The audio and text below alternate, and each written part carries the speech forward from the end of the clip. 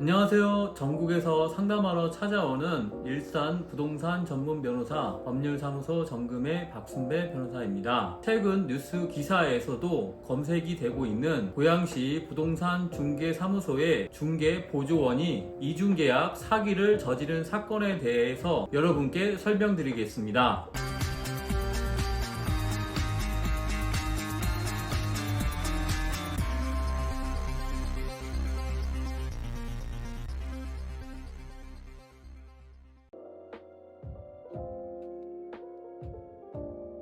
빌려한 전세 사기 사건에 이어서 안타까운 사건이 발생하였는데요. 이중계약 전세 사기의 구조는 다음과 같습니다. 부동산 중개사무소 중개보조원이었던 김 실장은 임대인에게는 월세 계약을 체결하였다고 통보하고 임대인에게 월세를 입금하였습니다. 그리고 세입자에게는 전세 계약을 체결하고 전세 보증금을 수령하였습니다. 세입자는 임대인의 계좌가 아닌 부동산 중개인의 계좌로 입금하였습니다. 세입자는 임대인과 직접 연락을 취한 것으로 보이지 않았고요. 임대차 계약 체결 시에도 중개보조인과 만나서 계약을 체결한 것으로 보입니다. 이렇게 할 수 있었던 이유 중에 하나는 임대인들의 연령이 높은 이유도 있었고요. 장기간 거래를 하다 보니 중개보조인에게 믿고 맡기는 구조가 생긴 것 같습니다. 그러다 보니 가장 기본적인 거래 원칙이 무시되었던 것 같습니다. 세입자는 전세 보증금을 지급받지 못할 위험이 존재하는데요. 해당 부동산의 중개보조원 김 실장과 대표는 형사처벌이 두려워서 잠적한 것으로 보입니다. 김 실장은 대리인 위임장을 보여주며 집주인이 해외에 있어서 연락이 잘 안 된다. 본인 명의 통장에 전세 보증금을 입금해주면 집주인에게 잘 전달하겠다고 속여서 수천만 원의 보증금을 지급받은 것으로 보입니다. 이중계약, 즉 임대인과 임차인 사이에는 전세 계약과 월세 계약 두 개가 존재하나 그 계약서 모두 위조된 것으로 그 각 계약은 무효가 됩니다. 그리고 이와 부서하여 작성된 위임장 등도 위조되었을 가능성이 대단히 높습니다. 그래서 세입자, 즉 임차인의 피해가 예상되고 있으며 그 보증금을 돌려받기가 어려울 수도 있습니다. 다행히 해당 공인중개사를 통해서 거래를 한 것이 아닌 다른 공인중개사를 통해서 거래를 한 경우에는 다른 공인중개사와 공제를 상대로 손해배상 청구 소송을 제기하여 손해중 일부를 배상받을 수 있을 것으로 기대하고 있습니다. 세입자가 임대인에게 민형사상 책임을 추궁할 경우에는 형사상 책임에 대해서는 임대인에게 고의가 인정되기 어렵고 임대인 역시 김 실장이 월세로 속여서 임대차 계약을 체결한 것으로 보이기에 형사 책임을 묻기란 대단히 어려울 것으로 보입니다. 민사상 책임을 추궁하기 위해서는 표현대리 책임이 성립하는지 여부가 문제되나 기본 대리권이 존재하고 대리권이 있다고 믿을 만한 정당한 이유가 있어야 하기에 이를 주장 입증해야 하는데 이를 입증하는데 어려움이 있을 것으로 보입니다. 혹시